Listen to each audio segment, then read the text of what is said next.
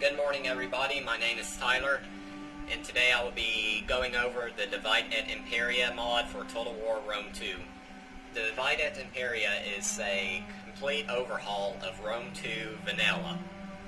Kinda along the lines of Rome 2 Total Realism and Radius Total War for Rome 2 as well. I'll be playing the Grand Campaign for this tutorial in the House of Julia.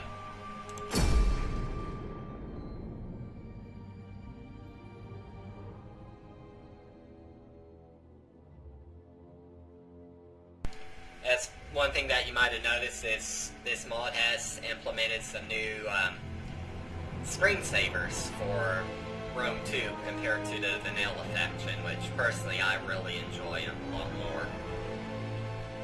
Including what looks like some sort of ship in the middle of what looks like it would be Tiber Island.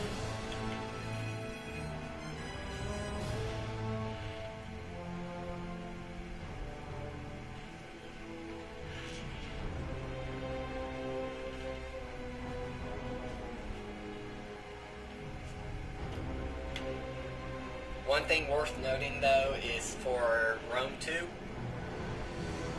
Divide et Imperia, I am playing version 0.95 and beta patch 14 for Rome 2, which for beta patch 14 it improved the CJI, and patch 0.95 for DEI has also made it compatible with beta patch 14, so there shouldn't be much of any problems between the two.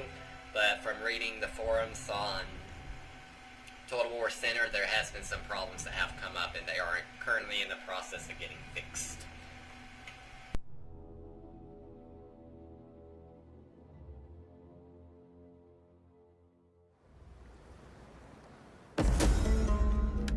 Well, one of the things that you'll notice right off the bat is the Etruscan League is gone, because historically they were pretty much a backwater faction at this time, as Rome had completely decimated them in the years prior.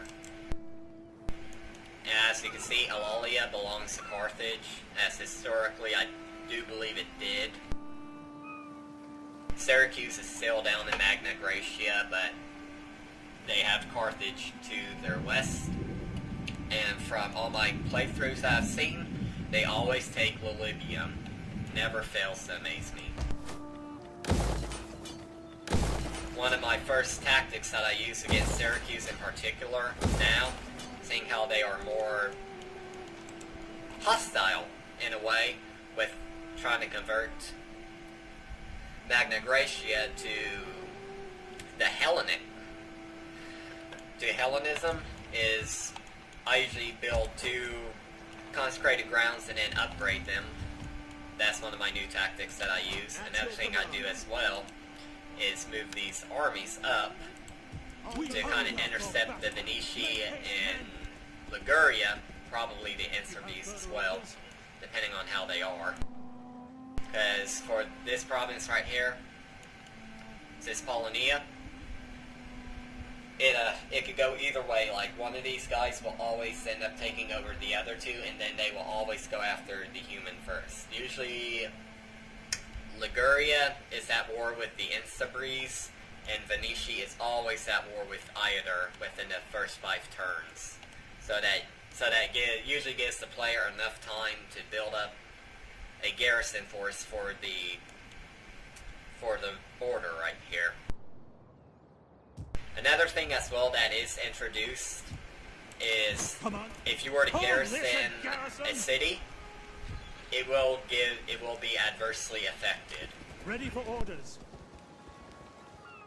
But by doing so, you get more food apparently, which I think is the bug in of itself, because they have reported that it shouldn't be doing that. Another thing too that I usually do is upgrade these 2 cities right here, Armenium and VLR3, with farms. They give more food, and for research I always go with military first. normally down to naval maneuvers. Another thing as well is that's new is unit upgrades. Kind of like in vanilla where cohort organization, which they changed it to advanced barracks tech construction, but cohort organization used to make it where you could get legionary cohorts right off the bat when they were right here, which was, quite frankly, kind of stupid in a way, if you ask me. But now that's all the way back in Tier 3 of management, so you shouldn't be getting to it anytime soon. For the overview, you can see the map's been changed, which is recent for Divided Imperia. I believe that was actually changed within this patch as well, which personally I prefer it. Though they could stand to use better coloring techniques for like very hostile to neutral and somewhat neutral.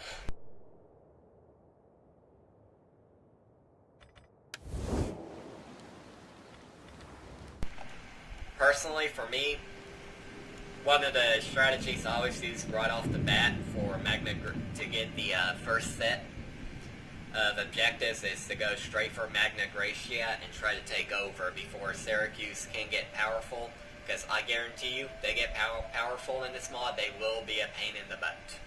Literally.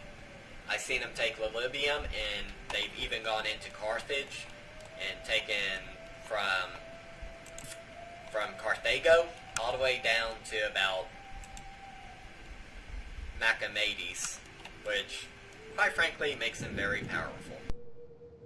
Another thing, too, about Carthage is Libya and Carthago Nova are no longer in the game, so Carthage owns all that territory. Apart from, like, a small bit right up in here somewhere, where, there's another faction that owns up in here. I believe they are like the Massiliae, not Massiliae, or Massiliae, I believe is how they're pronounced.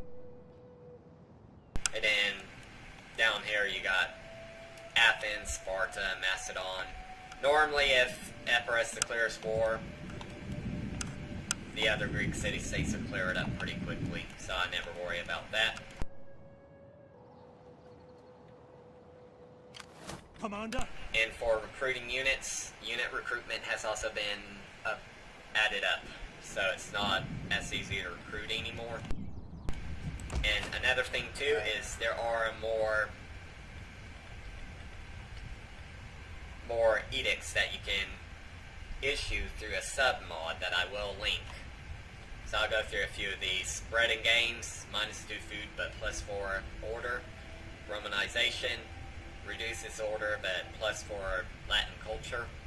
Increased taxes 2, -8 public order, -4 growth per turn but 20 tax. Total War, my favorite. It adds +2 unit recruitment capacity. It makes it cheaper to recruit units. But as you can see, at the loss of 12 food and 100 wealth. But some of these are pretty self-explanatory, I do have to admit, which is pretty cool that they added them. From what the person who made the mod said, there's only room for like 10 edicts on the UI, so it sounds like CA might have originally intended to have 10 of them. But as you can see, some of the basic changes.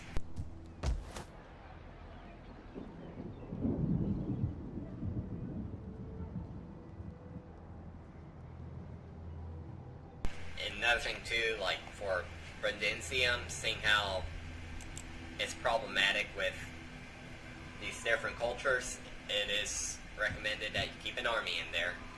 But that will be for another guide that I will soon have posted up. For now, this is Tyler signing off, and